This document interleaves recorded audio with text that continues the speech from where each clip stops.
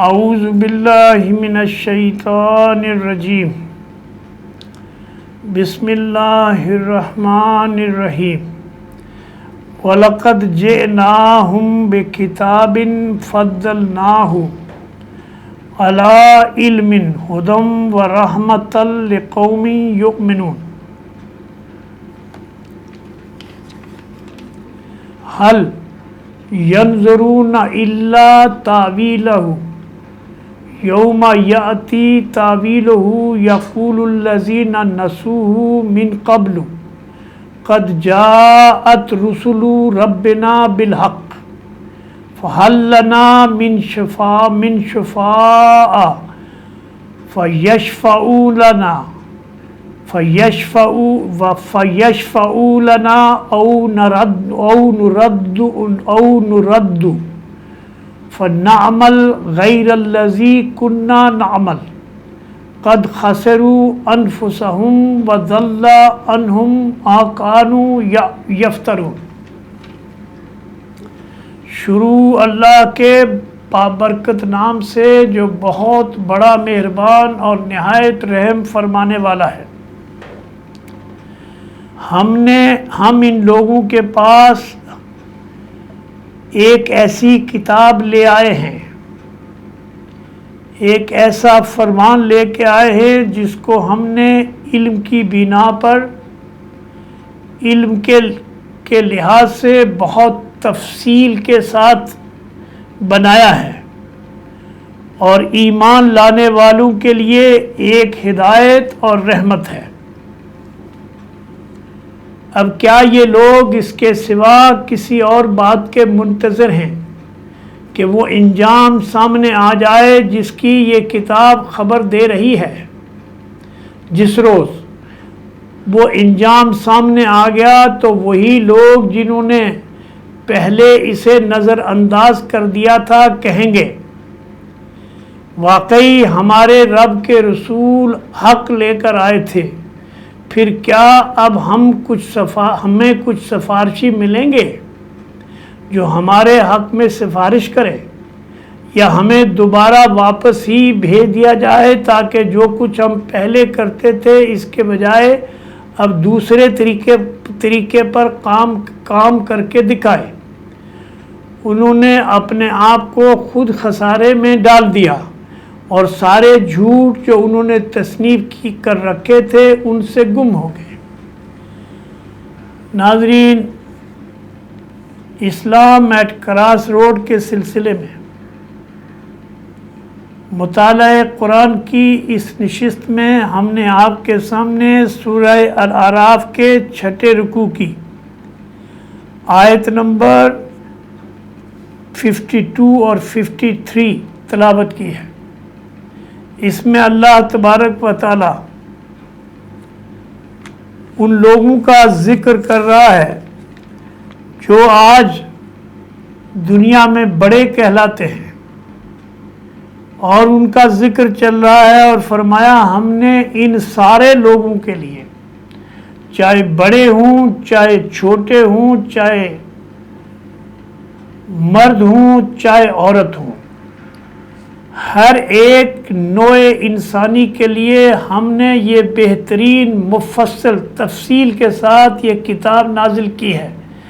اور کتاب کے ساتھ ایک رسول بھی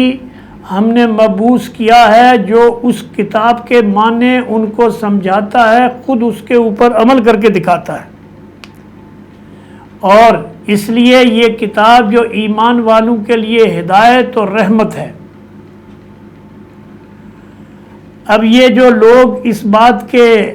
جو ماننے کے لیے تیار نہیں ہیں کہ یہ اللہ کے آخری رسول کی لائی ہوئی آیات ہیں جو اللہ نے اس کے اوپر اپنے سب سے بڑے فرشتے کے ذریعے سے ان کے دل کے اوپر اتاری ہیں، اور وہ انسانیت کی بھلائی کا راستہ بتانے والی، ہدایت دینے والی، روشنی دینے والی آیات ہیں، لیکن لوگوں کا حال یہ ہے کہ وہ اس کو نظر انداز کر رہے ہیں، اس کا تمسخر اڑا رہے ہیں، مذاق اڑا رہے ہیں، اس کو کھیل تماشا سمجھ رہے ہیں، رسول کا مذاق اڑا رہے ہیں۔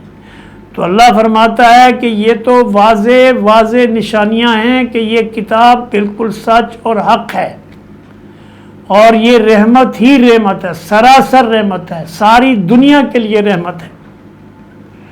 لیکن اگر لوگ اس بات کے سوا اور کیا چیز کے منتظر ہیں کہ قیامت برپا ہو جائے، لیکن جب قیامت برپا ہو جائے گی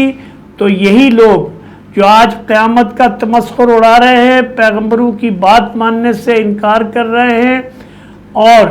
اللہ کے آخری رسول کی تصدیق کر رہے ہیں، وہ جب دیکھیں گے کہ قیامت آ گئی اور جو انجام اپنا دیکھیں گے تو اس وقت وہ ڈھونڈتے پھریں گے اپنے لیے سفارشی،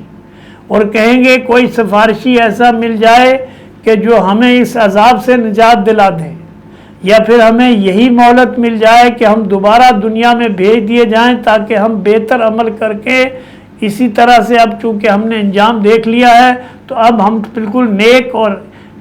ایک اور اچھے بن کر رہیں گے۔ تو اللہ فرماتا ہے کہ اب یہ موقع تم نے کھو دیا ہے، اب تمہارے لیے جو موقع زمین کے اوپر مہیا کیا گیا تھا،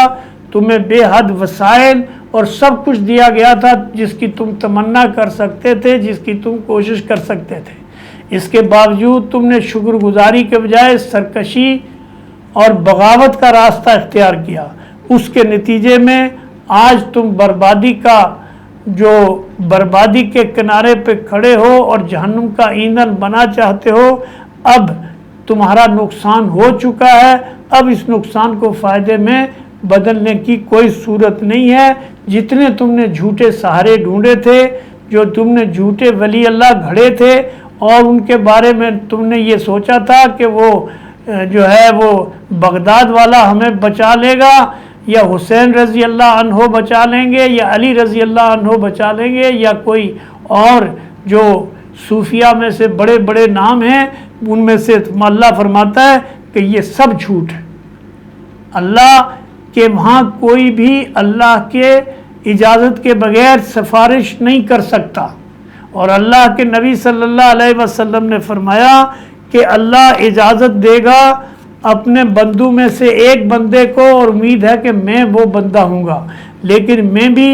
سوائے حق کے کوئی اور بات نہیں کروں گا، یہ صرف اللہ عزت اور تکریم کے لیے ایسا کرے گا، اور مجھے امید ہے کہ میں سب سے زیادہ سفارش کرنے کا مجھے موقع ملے گا، لیکن میں سفارش کروں گا ان کے لیے جو ایمان رکھتے تھے، جو آخرت پر یقین رکھتے تھے، جو میرے سچے پیروکار تھے، سنت پہ چلتے تھے۔ نبی صلی اللہ علیہ وسلم نے فرمایا مجھ سے محبت کرنے والا وہ ہے، میں اس کی سفارش کروں گا، وہ ہے محبت کرنے والا جو میرے طریقے پر چلے گا، جو اللہ کی آیتوں کے اوپر یقین کرے گا، جو آخرت کا طلبگار ہوگا، میں اس کی سفارش کروں گا جس کے ایمان میں ذرہ برابر بھی کھوٹ نہیں ہوگا۔ اور ایمان کے اندر اگر ذرہ برابر کھوٹ ہو تو میرے بھائیوں، بہنوں، دوستوں، سننے والوں، سمجھ لو کہ سارے اعمال، ساری کی ساری، حدیث میں آتا ہے کہ اگر کسی شخص نے